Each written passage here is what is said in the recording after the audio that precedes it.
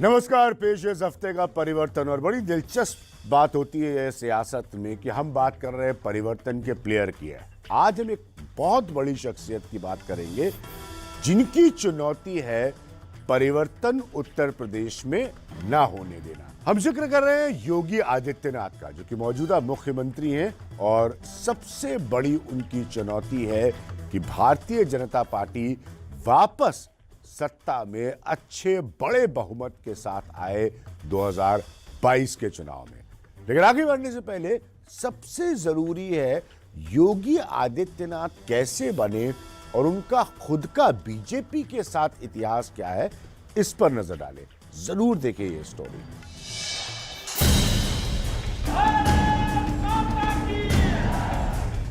योगी आदित्यनाथ का जिक्र करने से पहले नवंबर 2016 में जो हुआ उसका जिक्र करना मेरे हिसाब से बहुत जरूरी है। देश को तब प्रधानमंत्री नरेंद्र मोदी ने नोटबंदी की घोषणा की थी और सरकार को लेकर बड़े सवाल उठे थे। साथ में यह भी सवाल उठा कि 2017 के चुनाव में बीजेपी को इससे बड़ा नुकसान होगा उत्तर प्रदेश में। लेकिन हुआ इसका ठीक उल्टा और नरेंद्र मोदी के चेहरे पर भारतीय जनता पार्टी ने ऐतिहासिक जीत हासिल की। नामों की चर्चा बहुत थी, लेकिन किसी को भी अंदाजा नहीं था कि योगी आदित्यनाथ को बीजेपी का मुख्यमंत्री बनाया जाएगा। बीजेपी ने यह बड़ा फैसला लिया और हिंदुत्व के चेहरे रहे योगी को मुख्यमंत्री बना दिया। ईश्वर की शपथ लेता हूं कि मैं ये बताने की वजह है इसलिए कि योगी आदित्यनाथ और बीजेपी का इतिहास खुलकर टकराव कर रहा है। सन 2002 में नौबत यहां तक आ गई थी कि योगी आदित्यनाथ ने अपनी पार्टी का विरोध करते हुए अपने उम्मीदवार खड़े कर दिए थे और बीजेपी के औपचारिक उम्मीदवारों के खिलाफ।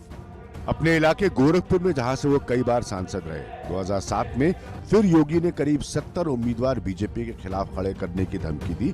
फिर बाद में समझौता हुआ। 2010 में योगी ने महिला आरक्षण बिल पर अपनी पार्टी के विप के खिलाफ जाकर वोट किया था। 2017 के चुनाव के समय भी ऐसे कयास लगाए जा रहे थे कि उनकी बनाई हुई हिंदू युवा वाहिनी करीबन 64 सीटों पर लड़ सकती है बीजेपी के खिलाफ। कुल मिलाकर सारांश है कि योगी आदित्यनाथ और बीजेपी के उनके सांसद रहने के बावजूद कई बार स्थितियां टकराव की बनी और योगी ने अपनी ताकत दिखाने का बीजेपी के सामने कोई मौका नहीं छोड़ा। ये बीजेपी की सोची समझी रणनीति थी कि वो 2017 के चुनाव में बगैर किसी मुख्यमंत्री के चेहरे के साथ गई और मोदी के चेहरे पर ऐतिहासिक जीत मिल गई। तब तक बहुत कुछ बदल चुका था और बीजेपी के साथ एक समझौता करने के बाद योगी ने सुनील सिंह को, जो कि यूपी के हिंदू युवा वाहिनी के अध्यक्ष थे, उनको उनके पद से हटा दिया, ये कहकर कि वो एक सांस्कृतिक संस्था है और चुनाव नहीं लड़ सकती। इस तरह से कोई भी प्लान 64 सीटों पर बीजेपी के खिलाफ लड़ने का वही खत्म हो गया और अंत में बीजेपी के ब्रांड के हिंदुत्व का चेहरा होने की वजह से योगी आदित्यनाथ उत्तर प्रदेश के मुख्यमंत्री बन गए, टकराव के इतिहास के बावजूद। योगी के राजनीतिक जीवन का एक ऐसा समय था जब 2002 के आसपास उन्होंने हिंदू युवा वाहिनी बनाई तो गोरखपुर में एक लाइन कही जाती थी, गोरखपुर में रहना है तो योगी योगी कहना है। बीजेपी को इस बात का पूरा इल्म था और पूर्वांचल में योगी का क्या असर है वो ये जानते थे और ये बात आज भी बीजेपी के लिए महत्वपूर्ण है। तो सबसे पहले नजर डालते हैं योगी आदित्यनाथ की ताकत क्या है। पहला पॉइंट मेरे हिसाब से है वह बीजेपी के हिंदुत्व का बड़ा चेहरा है। दूसरा पॉइंट मेरे हिसाब से है पूर्वांचल से कई बार सांसद रहने की वजह से वहां पर बड़ा असर है जो बीजेपी के लिए बहुत अहमियत रखता है। तीसरा पॉइंट मेरे हिसाब से है खुद की छवि पर, डायरेक्टली खुद की छवि पर भ्रष्टाचार जैसा कोई सीधा आरोप नहीं है। और चौथा पॉइंट मेरे हिसाब से है राम मंदिर आंदोलन से पुराना जुड़ाव है, उनके कार्यकाल में मंदिर बनने का काम शुरू हुआ। तो ये 4 ताकत के पॉइंट्स हैं योगी आदित्यनाथ के लिए। तो मेरे साथ इस वक्त जो खास मेहमान जुड़े हैं वो शरद प्रधान साहब हैं। बरसों से, दशकों से उत्तर प्रदेश की राजनीति पर बहुत पैनी नजर उन्होंने रखी है एक जर्नलिस्ट के तौर पर। उनकी किताब आई है योगी आदित्यनाथ के ऊपर। शरद प्रधान, सीधा और स्ट्रेट पॉइंट है कि योगी आदित्यनाथ की ताकत क्या है, सबसे बड़ी ताकत जो आप मानते हैं, क्योंकि आंकड़े तो ऐसा दिखा रहे हैं, इंडिकेटर्स दे रहे हैं कि 100 सीट से नीचे है बीजेपी आज की स्थिति में, कि योगी आदित्यनाथ पुल कर लेंगे अपनी पार्टी को इन चुनावों में। जहां तक योगी आदित्यनाथ की मेन स्ट्रेंथ का सवाल है, उनकी चाहे उसको कुछ भी कहा जाए, घूम फिर के उनकी ताकत जो है वो एक एग्रेसिव हिंदुत्व आइकॉन पे है। ये हिंदुत्व जरा सिर्फ हिंदुत्व नहीं है, ये है एक तरीके का जो रिलीजियस डिवाइड, कम्युनल डिवाइड करने में उनकी जो क्षमता है, आई थिंक उसको कोई नहीं बीट कर सकता है। और यही उनकी स्ट्रेंथ भी रही है। देखिए, वो रिलीजन के जरिए से वो पॉलिटिक्स में आए और उस पॉलिटिक्स को पावर तक पहुंचाने के लिए भी उन्होंने रिलीजन का ही इस्तेमाल किया। हाँ, लेकिन खास बात ऐसी सूरत में आपने तो लिखा है इसके बारे में, ये कितनी बार बीजेपी के साथ टकराव में रहे हैं, कई बार, मतलब, और पब्लिक पोजीशनिंग में योगी आदित्यनाथ का बीजेपी के साथ टकराव रहा है। और उसके बाद भी 2017 में ये सीएम बने, जब 325 सीट आती है भारतीय जनता पार्टी की। विज्ञान 2017 में भी योगी आदित्यनाथ उस लिस्ट में नहीं थे जो कंसिडर की जा रही थी मुख्यमंत्री पद के लिए। ये सबको मालूम है कि प्रधानमंत्री नरेंद्र मोदी और अमित शाह उस वक्त चाहते थे मनोज सिन्हा को यहां भेजना, जो उस समय केंद्र में रेलवे राज्य मंत्री और कम्युनिकेशंस के राज्य मंत्री थे। और मतलब यहां तक तैयारी हो गई थी कि मनोज सिन्हा बनारस में जाके जलाभिषेक कर रहे थे कि दूसरे दिन उन्हें शपथ लेनी है यहाँ, तभी उनको खबर गई कि आप वापस दिल्ली चले आइए। और हुआ कुछ इस तरीके से कि मनोज सिन्हा के खिलाफत आरएसएस के कुछ लोग, जो यूपी के इंचार्ज कृष्ण गोपाल थे, उन्होंने बड़ी अपोज किया। और वो उनका कुछ उनसे व्यक्तिगत इशू होगा, जो भी होगा, उसके अपोजिशन में उस जमाने में ये हुआ कि अब किसको ऐसा बनाया जाए कैंडिडेट। योगी आदित्यनाथ लगे हुए थे, ऑलरेडी उनके लोग नारे लगा रहे थे कि मुख्यमंत्री कैसा हो, योगी आदित्यनाथ जैसा हो। तो ऐसी सूरत में इनके लिए इनके नाम पे कंसेंसस इसलिए बना क्योंकि हिंदुत्व की इनकी स्ट्रेंथ की वजह से, कि हम लोग एक ऐसे व्यक्ति को बनाए जो, सही बात है, वो ताकत का जिक्र होना बहुत जरूरी है।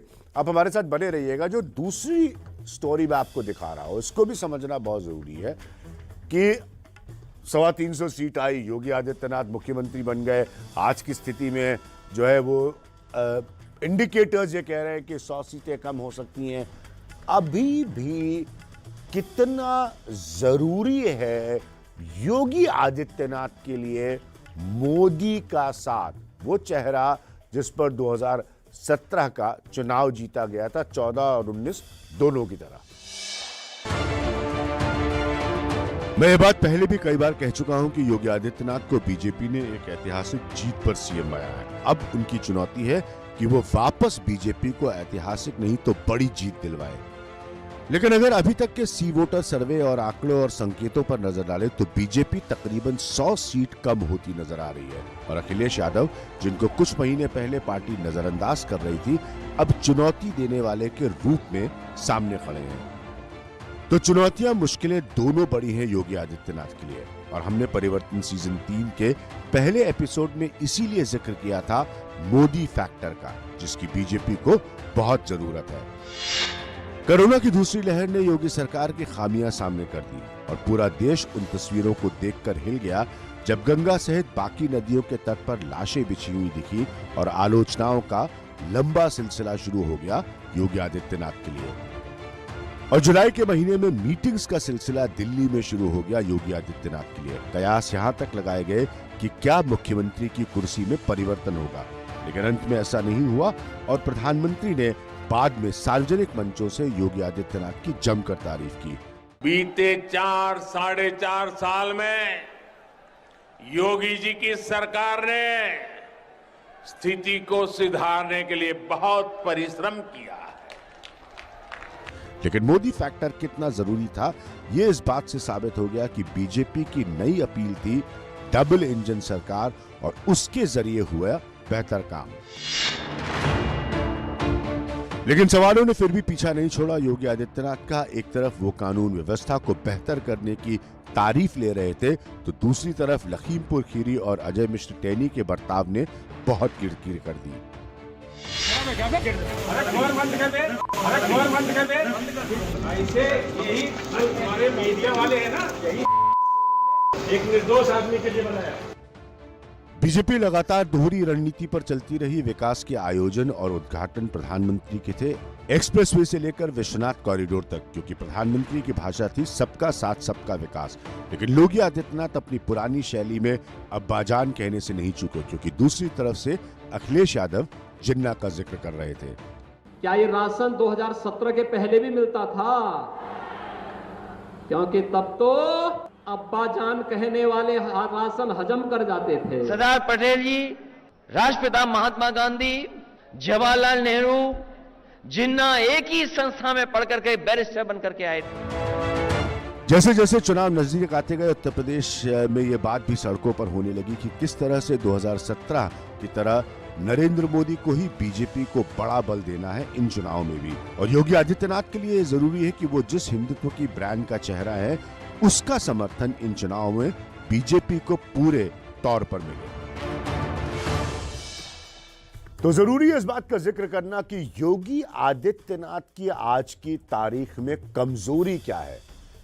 2017 में मुख्यमंत्री बनने से पहले मंत्री रहकर कभी भी कोई प्रशासनिक तजुर्बा उनके पास नहीं था, कोई एडमिनिस्ट्रेटिव एक्सपीरियंस नहीं था। दूसरा, लखीमपुर खीरी और भी ऐसी घटनाओं ने जो चर्चा में रही कानून व्यवस्था, लॉ एंड ऑर्डर के उनके दावे को कमजोर किया। तीसरा पॉइंट बहुत इंपॉर्टेंट है, कोरोना की दूसरी लहर में सरकार के सिस्टम की खामियां खुलकर सामने आई और कड़ी आलोचना हुई। ये कमजोरियां मैं आपको बता रहा हूं योगी आदित्यनाथ की। और चौथा पॉइंट है, बेरोजगारी से लेकर अलग अलग इम्तिहानों के पेपर लीक होने जैसे मुद्दों पर कई सवाल उठे, जिन्होंने नौजवानों को सीधे तौर पर अफेक्ट किया, उनके ऊपर असर डाला। तो ये कमजोरियां हैं योगी आदित्यनाथ की। पहले हम ताकत की बात कर रहे थे। शरद प्रधान, ये जो 4 पॉइंट्स मैंने रखे कमजोरियों के योगी आदित्यनाथ के, आपके हिसाब से सबसे ज्यादा बड़ा कमजोरी का पॉइंट इस वक्त योगी आदित्यनाथ के लिए क्या है? विज्ञान, देखिए, इन्होंने ये जितने आपने पॉइंट्स गिनवाए बिल्कुल सही हैं, लेकिन इसके ऊपर पर्दा डालने के लिए जिस तरीके से योगी आदित्यनाथ ओवरबोर्ड हो चले गए, यानी एडवर्टाइजमेंट्स के जरिए से उनको जो भी उनके एडवाइजर्स रहे हों, जिन्होंने समझा दिया कि इसको काउंटर करने का सबसे बड़ा तरीका है एडवर्टाइजमेंट का, कि बमबारी कर देना। लॉ एंड ऑर्डर की पिच पर वो भाषणों में बोलते हैं, आप कैसे बोल सकते हैं? टैनी और लखीमपुर दो बातें जब जुड़ी हुई हैं, मैं तो बाकी किस्सों में जा ही नहीं रहा हूं, तो क्या इनके सलाहकार नहीं बता पा रहे इनको कि ये आपकी पिच नहीं हो सकती? ये तो कमजोर पिच है अब आपके लिए। यही तो विडंबना है कि उनको स्वयं नहीं दिख रहा था, शायद क्योंकि जो उनको एडमिनिस्ट्रेटिव एक्सपीरियंस नहीं था, तो इस बहकावे में वो आसानी से आ गए। क्योंकि खाली लखीमपुर की बात नहीं थी, इससे पहले उन्नाव का गैंग रेप कांड हो चुका था, सही बात, जिसमें वहां के सिटिंग एमएलए जो कि एक ठाकुर थे, उनको डिफेंड करने के लिए सरकार ने भरपूर प्रयास किया। ऐसा ही हुआ हाथरस के केस में। सबको मालूम है हाथरस कांड में किस तरीके से एक दलित लड़की के साथ गैंग रेप होता है। उसके बाद आप कहते हैं कि साहब लॉ एंड ऑर्डर बहुत बढ़िया है, महिलाएं बड़ी सुरक्षित हैं, ये क्लेम्स हैं इनके। तो इनको जाहिर है किसी ने ये गलत समझा दिया कि सच के ऊपर पर्दा डालना कितना आसान है। दूसरी वेव का त्राहिमाम क्या लोग भूल गए होंगे? कोरोना की दूसरी वेव का त्राहिमाम ये सरकार यही सोचती कि शायद भूल जाएंगे इनके इस छूट से, ये बम्बारमेंट करके। प्रधानमंत्री नरेंद्र मोदी ये कहे बार बार कि इससे बढ़िया कोरोना मैनेजमेंट हो ही नहीं सकता। उन्होंने तो यहां तक सर्टिफिकेट दे दिया कि अभूतपूर्व है, अनपैरेलल्ड एंड अनप्रेसिडेंटेड उन्होंने कहा। तो ये सोच इनकी ऐसी है, ये शायद सोचते हैं कि हम अगर इस झूठ को बार बार दोहराएंगे तो लोग भूल जाएंगे। जबकि हकीकत ये है, अभिज्ञान की जिन लोगों ने सफर किया है, जिनके घरों के लोग सदस्य मरे हैं, जिनके लोगों को लाशें जलाने की जगह नहीं थी और शवों को बहा दिया नदी में या दफना दिया, वो कैसे भूल सकते हैं? आपका ये मानना है कि सरकार की तरफ से जो भी दलीलें आए, लोग भूले नहीं हैं जो सेकेंड वेव में कोरोना के हुआ था। तो ये था इस हफ्ते का परिवर्तन, एक ऐसी बड़ी शख्सियत पर जिनकी चुनौती है कि इस बार सत्ता का परिवर्तन ना हो, या क्योंकि योगी आदित्यनाथ, इसलिए बहुत जरूरी है कि हर एपिसोड में इन चुनावों में हम अलग अलग परिवर्तन के प्लेयर्स के जरिए सियासत की हकीकत आपको बताएंगे।